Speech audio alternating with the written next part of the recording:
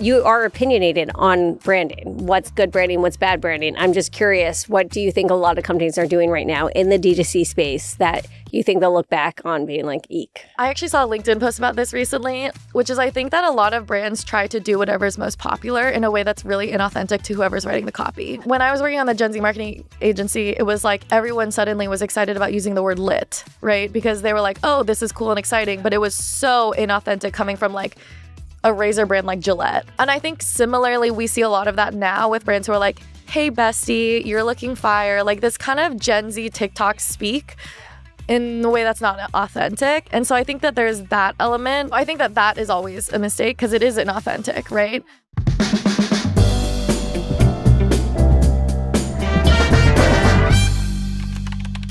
Hi, Nadya. Thanks for being here. Welcome to Unfinished Business. Thank you for having me. I'm so excited because I first found out about you a couple years back, maybe a year or so ago, when I saw you using your Hulkin online on Instagram. And I was like, who is this girl? She's so cool. She started a movement and she has the coolest brand ever. So why don't you tell us about yourself? Yeah, I run August. We make tampons and pads. And I think any CPG founder knows that it's not a glamorous life behind the scenes. Right. It's a lot of like Zoom calls and lugging your products everywhere. And so I am always carrying so many different bags. And so I very much fell in love with my Hulkin as I can throw in a couple, 60 boxes of pads in and it'll all fit. That's insane. And I'm obsessed. I love that. Love that. Well, thanks for being here. We're very excited because a lot of our audience, a lot of our listeners are young founders or aspiring founders, women that are going through transitions, trying to start a business. I'd love to hear how you started. Like, why go after periods? And how did it all come to fruition? It started more as a mission. Did you have the brand in mind? How did that all come about? So I started my career 10 years ago when I was 16 and started no thought in my mind of ever doing a for-profit brand. I, at the time, had many other career aspirations from going to med school to being a public defender. But I became really passionate about period poverty and just how ridiculous it was that it was still such a prevalent issue. And I had just learned about it through my own community. And the more I learned about things like the tampon tax, which is a sales tax on period products, considering them non-essential goods, that at the time existed in 40 states. Now it's in 20 states, so we've made tremendous progress. But I just became really obsessed with the issue and then started this nonprofit that started as a community program and then grew to a global organization. As a 16-year-old? And that nonprofit still continues to grow under new leadership as well. Incredible. But for the longest time, I was just really organizing in my own community, was coordinating other students, getting period products collected and then distributing to local nonprofits. And then I sort of went more into policy because the work kind of taught me that in order to make systemic change, you needed to change the system. And then my freshman year at Harvard, I ran for office, and running for public office was nope, politics sucks and it's not for me. So then I went tried corporate in the sense of through college, I built with a couple of friends a Gen Z marketing business that eventually exited last year, which was super exciting. Oh, wow, amazing. But I was that was my only exposure to kind of the corporate world because we had so many corporate clients. Where basically I spent several years working with every nonprofit, every period brand, either as a nonprofit partner, as an influencer, or as a consultant as clients, and was just this is ridiculous. I want this new next gen brand that makes better products that, appears in the world differently. And so it wasn't until 5 years ago, so my junior year of college, that it was okay, I'm quitting these other things and I'm gonna try out a CPG brand. So how did you, first of all, it's amazing. But how did you take this idea of, I want to build a brand, right? What was your first step, and even how did you go about it? Yeah. How did you even come up with the product? How did you even source the manufacturer to make this product? What were those early day first steps that you took? I think my career is completely backwards in the sense that before I built a brand, I was a brand consultant telling some of the biggest brands in the world how to build. Taking working with kind of the Mondelez, Procter & Gamble's of the world to be you guys have an established brand. This is how it needs to be better. Which, looking back on it, I'm I had a lot of confidence for an 18-year-old. That's pretty impressive. But so I would say that I think that I had sort of confidence around like I have a lot of ideas on how a brand could be, right? At the end of the day, I think brand is like a bunch of feelings, pictures, images, and videos that culminate in some sort of like personified brand, right? And I mean personified is like, I really think of like a brand as like a human and like what do they look like? What do they sound like? You know? But I mean, obviously, as a CPG brand, it starts with having a differentiated product, right? And so we went out, originally started raising some capital. Once we had some capital to really invest into R&D, we surrounded ourselves with the biggest experts that we could find on building a global supply chain, on how to even build products that were their FDA requirements. And there was so much that we had to learn. It was a very steep learning curve. And then it was just a matter of working, you know, in tangent with kind of a community that we had built to identify what are the problems that we want to improve upon with tampons and pads. Who are the manufacturers that can do that? And then who are the manufacturers that can execute in an ethical and sustainable way on taking all of our favorite traits of building our dream product and putting it together? You know, obviously our products don't look completely new, right? It looks like a tampon and a pad, but we've made adjustments to it, whether it be on ingredients, on leak proofness, on absorbency, and then, off to the races. That's amazing. So what's the first step to raise money? It wasn't the first step. I think the first step was like coming up with what the idea was. And I think kind of finding the proof point with the community, right? Like we had built sort of an offline community. And when I mean community, I mean like I had iMessages of like 50 people, then Zoom calls with so many people just trying to understand like is there even what's excitement? missing? Yeah, what's missing? Like obviously I have ideas. I had written a book called Period Power that came out with Simon & Schuster in 2018. And so I felt like I think I had like a little bit of cred on, okay, this is what I think. It was basically like instead of writing a college thesis, I wrote this book on like how the industry could be different. But it wasn't proved out with like hundreds of people verifying. So that's really what the community was. I mean, I knew literally nothing about, I didn't even know what CPG fucking stood for. I didn't know what VC stood for. It was a total learning curve. And I would say that very quickly, you know, I mean, you guys know this, running a product brand, you start hearing that there's MOQs and like what it actually costs. And like, I don't come from money. It wasn't going to be a self-funded thing. Oh my God. So absolutely we raised. But what I love about your story is essentially you had a movement, you had this community. There's a lot that you did before you raised your first dollar. And a lot of times we find that founders will wait until they raise the capital to actually move and take that step, but you never stop moving. You wrote a book. I mean, that's insane. But I think that that's where it was like kind of accidental that I like stumbled into running this brand, right? Because I had quote unquote, maybe you could call it, been doing customer research, consumer research, which to me was like I was traveling the country talking to so many people about how the industry could be different, but I didn't consider it consumer research. It was just like, I mean, whether it be movement building or just like building community through, I was on book tour, right? And so I think that it was a lot of learning, but I didn't call it that. And it was like the learnings that made me want to start the brand. So it was kind of like backwards in that sense. And we have a lot of you know, early stage founders or people with ideas saying, oh, I have this idea, but I just heard X, Y, and Z's doing it, right? You create, tampons existed before August. So how do you think about that, about bringing a product to market when there's already, you know, well-known brands on the shelves? How did you navigate this, and what is your advice to others who are thinking about bringing a new product when there are other, you know, existing ones? I mean, I think that's where, like, I tried to not start a brand, right? Like, I was a brand consultant. I had worked with so many of these period product brands. Literally trying to push them to be better, whether it be to be more sustainable, right? Like most maxi pads out there have enough plastic in each one for 3 to 5 plastic bags. Oh my gosh. And so when we think about how crinkly they are and not comfortable and bad for the environment, like I tried for fucking years to not do this, right? And I think the reason I was avoiding it was for a multitude of reasons. Like I was like, okay, I still don't have a degree. Like I think I had a lot of imposter syndrome. There was no part of me that was like, I'm qualified in college to start a brand. So I tried doing the consulting thing.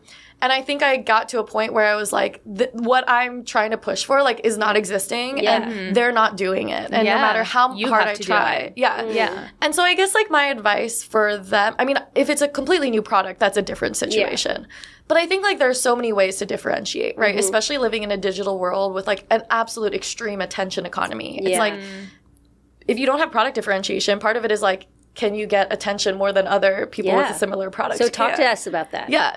Well, I mean, I think for us, it was like, I mean, kind of the unfortunate reality around periods and reproductive health care is there's still such a stigma. Yeah. And so for me to say the word period or to use red liquid was like, oh my God, like 5 years ago was still a big deal, right? And me posting period blood online was a big deal 5 years ago.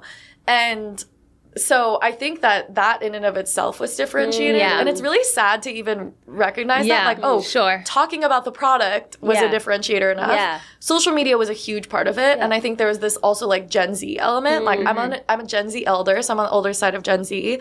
And I think that for us, it was like we wanted a for young menstruators, by young menstruators brand, very digitally native. Yeah. And I mean, I remember doing the research for my book several years ago about how this industry has done next to no consumer marketing compared to other, like, to beauty, right? Yep. It's been very archaic. Still, I think, like, the most viewed video about periods is, like, a 1946 video that was created by Disney and Kotex. And it's an animated video that was shown to girls in schools all over the country and moms, only girls and moms. And it's a video that basically says, this happens, you might feel bad, so put on your makeup, and it shows in the visuals, it's part of girlhood, and it shows getting married, having a baby, the baby growing up. And so it's very archaic in terms of what has been done from a marketing space.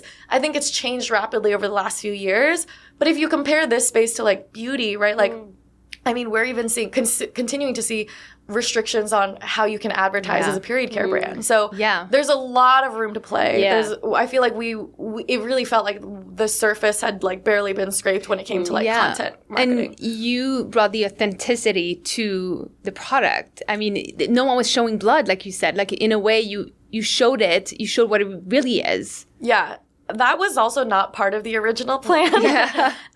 When we started the brand, I started posting on TikTok, and it was just, we got so many questions that were like, but if it's so much more sustainable, does it actually absorb? And I don't know, one day it just felt really natural to be like, yes, let me show you. Look, Or the questions that we get, and even now when I do demonstration videos with red liquid, they're like, oh, but my period isn't watery. And I'm like, okay, so I should, you know. So it felt very natural. But I was not a TikToker when I started the brand. Oh, interesting. So will you talk to us about that? Because I actually would love to hear about how you have very intentionally built your brand, right? And how you use social media to do that, and how you use TikTok, and any advice on that front, even for us at Hulkan, right? We have not taken advantage of old TikTok. Millennials. Yeah, exactly. Teach us the how wisdom do we of go? the youth, please. Well, I mean, I had been on social media as sort of a micro influencer, if you want to call it. Like, I mean, in any sort of political organizing, Facebook. Well, like when I ran for office, I think one of the things that turned me off from politics was realizing like money runs everything, and everything is just uploading voter Rolodexes to Facebook and running ads.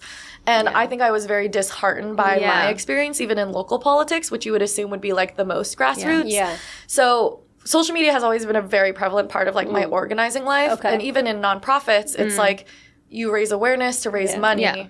Then corporations will give you in-kind donations for recognition on social media. Like I've always building a brand and a presence was important from day one. From day one in anything I was doing. And then we started August. We raised $2 million pre-launch. Amazing. And we were just graduating college. And I think we were kind of blessed with the challenge of launching a direct-to-consumer brand when the DTC bubble was bursting. Right? This was when DTC, I think VCs were really realizing, okay, these DTC brands are overfunded. They're spending all the money on paid advertising. iOS 14 changes had just gone into effect. And it was like, you know, I remember talking to investors being like, what does it take for you to like preempt our seed round? Like, what do you need to see? And CAC, like cost of acquisition, kept coming up as like, you just need to have a low CAC. You need low CAC, you know, high LTV. And so for us, it was like, okay, we need to grow organically. Either we go viral. Influencers are expensive, so someone needs to become an influencer who's paid in equity. And so I literally for 6 months posted like 100 times a day. So did that work? The more you posted? Yes. Because it feels like a hamster wheel. Like a lot of founders will post and post and post. And first of all, it's very time consuming. So like how much time did it take you? And how to take it to the next level? Like, people will grow very, very slowly. I mean, I think a lot of it is always changing, right? This is 5 years ago, like early adoption TikTok phase. Yeah. But I mean, I very much think TikTok's algorithm is more of like a lottery than like Interesting. a bingo card, right? Which is like, you have so many videos. The more videos you have, the more lottery tickets you have to get onto the For You page. It's like a numbers game, essentially. Which is different from Instagram, where you're already consuming content from people who already follow you and they want high content. Like, TikTok, I think you're always trying to reach new audiences because people are consuming content on an explore page, right? Yeah. So it's more about quantity on TikTok. I think that there's more weight on quantity. Obviously, people tell you different things, but even now I try to do like 5 videos a day. On TikTok? And then on... No, those videos are posted everywhere. I love this. And it's short form this video is everywhere. so you're doing 5 videos personally a day for August. And how are you thinking about how you're portraying, like what kind of videos work for you? And have you even thought about how you portray yourself in your brand and your brand itself on these videos? I think that where people are like, you know, quote unquote journalists or whatever look at August and they're like, wow, it's so authentic. I think it's because I never thought of strategizing it. It was like, it's real. It's actually authentic. Right? Like, people are asking me questions. Let me answer it. Now we're at a point, you know, now being in national retailers where we do have to be strategic about like, how do we appear? But when we were just starting, it was like, I was throwing shit at the wall and seeing what would stick. Like, literally being like, oh, people are asking me about what hole does my tampon go into, and I can talk about why our tampons are easier to use, right? Like, I think from the beginning, it was very much, it wasn't like a strategizing. Where there was a difference between August and me is like, I've always felt strongly from the beginning, like, I did not want to be the face of August. I wanted to be the biggest funnel for August, right? And like, I mean, I think it's so, and why? Tell me why. Scalability, like, I'm not for everyone, like, and I've known this from the very, like, all facets of my career, growing up in like cancel culture, whatever, like people will hate me, and like the more viral I go, the more hate I go. And I was going to ask you about this because especially as a female founder in cancel culture, like, are you scared of saying the wrong thing? No, well, yes, of course, but I think I've been public since I've been on social media using it daily since I was 9 years old. I've gone through that. I mean, I got engaged, and the amount of death threats I got because I was engaged to a white man. Like, I get hate for everything, and I know that it's the cost that comes. But I think that's why I never want to be the face of August, because from a scalability perspective, also from like potential exit, like I can't be. It's not scalable or valuable to the brand if it's for it to be you. For it to be me. Just you.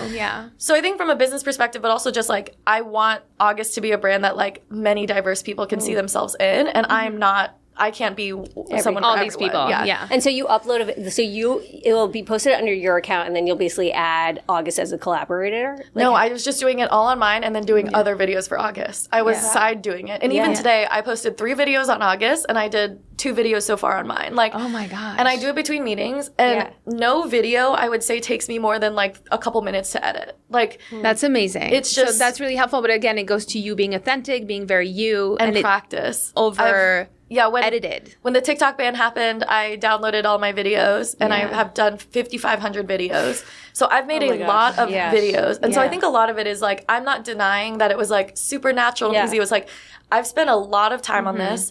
The way I would consider like my time, obviously being a founder is like mostly Zoom calls, you know? And then totally. I spend my evenings like from 6 p.m. to midnight, I'm just making content. It's very inspiring. Like, I'm always looking to make content and never have the time. I mean, it's the crazy. second job. It is a second job. How do you think about, now you're growing a team, right? How much has your team influenced where you're taking the brand? And I know you're saying like, hey, this brand's not me, right? Like, it has to be more than me. But I just would be curious, because it's always like the hardest part about being a founder, I actually think, is having employees. It's hard, right? Because your third job is actually being a therapist and managing people's emotions and their expectations, and even expectations with what that brand becomes. And I'm just curious, who are your early employees right now? Do you have a social media manager? Like, how does this play a part in your in August. Yeah. Well, I think this is where having a co-founder is everything, as I'm sure you guys know, is like, This is where we have co-founder. But I think like I've never been a solo founder ever. I don't know how people do it. I don't know how it's people do actually it. legit Yeah. hard to understand. And that's why I'm always like, I wouldn't actually recommend every founder to be on social media, like if it's unnatural. Like my co-founder would hate to sit down and make a TikTok video or to like have to do a dance. Yeah. To me, it feels very like, I don't care what people think. Like I'm just gonna do You're it. like, people are gonna hate me. Yeah. Yeah, like I think that it for me it feels very natural, but I think that I have a co-founder who definitely is such a better people manager than I am. I think my biggest strength as a founder is knowing what I'm not good at and like relinquishing It's an control. important strength. Yeah. And I think I've had to learn that over time. Yeah. But I think like, so yeah, I mean, I think I care a lot about company culture and like obviously being a Gen Z, there's like there's also different expectations around like work and your relationship to work. And I feel very strongly about like how do we support that? And it's always changing. I think a lot of it is just like even now we're getting to a point where we bring in like experts, and I've always had advisors who've been creative directors at huge companies who have a lot of thoughts on how we could be different. I think I've always approached like where the brand goes, how it continues to form, how do we add strategy, is I'm very hungry for feedback and like I love brutal honesty. And I think I also at the same time know what the things I feel strongly about are. For example, we had a potential investor who almost invested on the contingency that we do not post period blood. That's the most ridiculous. I'm like, and they felt so strongly that their investment hinged on that. Their investment and support hinged on that. And they were very offended when I started posting. So like that I think is a good example where it's like I want all the feedback I can get because I am very humbled by the responsibility of having like a venture-backed brand. Yeah. At the same time, there are certain things that I feel very strongly about, like that being one. I think like gender inclusivity, I feel very strongly about, and you know, not wanting a pink frilly brand, not wanting it to be a clean aesthetic brand. Like I think there's something about being a really colorful brand. And I also think that I'm very all about short form video and like quantity. I think like there are so many. I mean, especially high. You know, people who've worked in the industry for decades, any creative director will be like, it has to be polished and beautiful. And I'm like, no. Yeah. Like, I mean, totally. We have to win by making the most relatable, you know, responsive content. And how did you find your co-founder? So my co-founder was actually the co-founder of our last company, the Gen Z marketing agency. Yeah. So, you know, we were both juniors in college when we started it. We started as friends. And I mean, I think we're great co-founders because we're literally so different. The way we think is different. I think that I'm kind of like up in the clouds with like ideas and excitement, and I want to do everything and I want to say yes to everything. And he really like grounds all of that energy into like reality and, you know, helps to kind of execute on it. And so, I think it's taken this is our second venture together. So it's taken a lot of trial and error. But I think that we are great co-founders because we're very different. And you respect each other probably. Yeah. I think that's like such a crucial, like we have seen obviously not eye to eye all of the time. But then we respect each other. If something's really important and I might disagree, I'm like, I trust you. No, that's so important. And what was one of the biggest challenges? Because a lot of it seems to have gone right. And I mean, I look at what you guys do with Hulkin and I'm awe-inspired. Like, we're not a big company. Like, we are 7 people. And you were 5 people. I mean, like, I also don't see ourselves growing, like, you know, anytime soon, like, massively. Yeah. But I love that. It's so rare in the consumer space, especially the VC-backed consumer space. So Hulkin is not VC-backed. It's our first business that actually we didn't raise money for. Congratulations. Oh, my gosh. But everything that we see around us in the consumer space, especially the VC-backed companies, are so lavish with their spending that that's actually really refreshing. I mean, and it's biting them in the butt now. Exactly. Because of where the funding market 100%. is. I mean, I think that for sorry, what was the question? What were the challenges? Oh, sorry. Meaning, like that, the challenges to even remember the challenges. You're now national retailers. It's like incredible. Like, what was the biggest hurdle in the last few years that you were just like, oh my God, like, am I going to make it? Oh my God, it's so crazy when you ask that because I think behind the scenes, and I'm like an anxious person. So I feel like I actually mostly like, unless I'm in an interview where I'm like wanting August, you know, we're good, we're killing it. Yeah, right. The reality of the founder behind the scenes is like, all I think about is the challenges and all I see is challenges, right? And it's, I think sometimes I have to remind myself to be like, okay, step back and celebrate the wins. Totally. But this shit is stressful and everything is uncertain. Fundraising is always stressful. Like, you know, national retailer is everything that I think is our biggest win is also our biggest challenge, right? For example, right now, TikTok Shop is a really big win. It's scaling really quickly. We're well positioned to kill it on I really want Hulk in. This is a very sensitive This topic. is a sensitive topic. Okay. We have to talk about this afterwards, how you do sales tax and all that Okay, stuff. we'll talk about this after.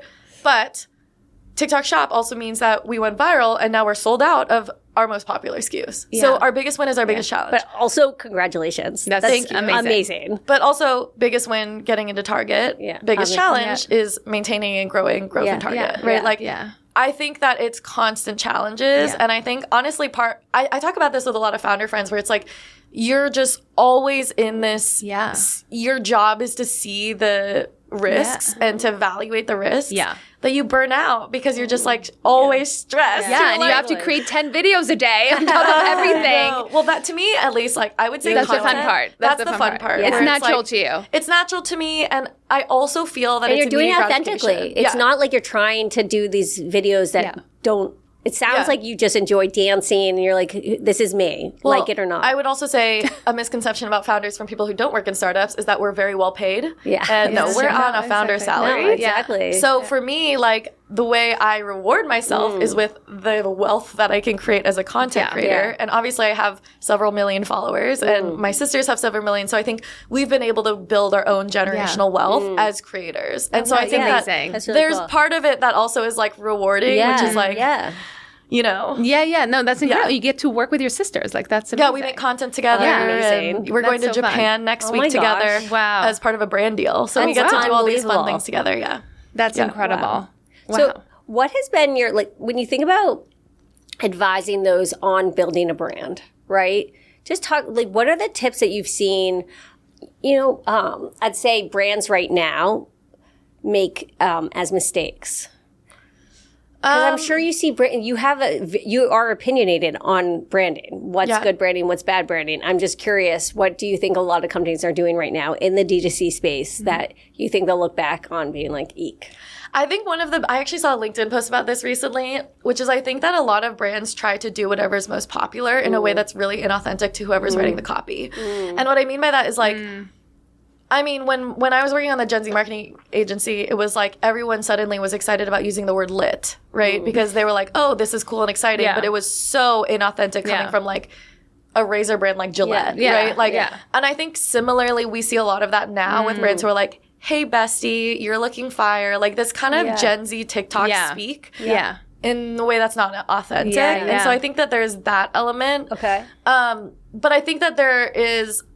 I think that is always a mistake because it is inauthentic, right? And then I would say the other thing is I talk to, even now, because I do some branding consulting on the side, which keeps my creative wheels turning, is oftentimes I will like see other, you know, brands not acting agile, like not being agile enough to hop onto trends or new platforms fast enough. So getting on TikTok Shop? Getting on TikTok Shop or even getting onto TikTok in the first place or having so much red, like the beauty of being an early brand is you don't have red tape to do things. And I think that there are a lot of brands out there who are like scared to post, scared to make that move, scared to make, like even as you brought up, like the fear of saying the wrong thing. Or making it too polished. Too edited. Yeah, and it's like you're scared to say the wrong thing, so you end up ruminating and not saying anything at all or waiting until the time has passed and then it's gone. And I think there is this element of like, you know, living in an attention economy, it's like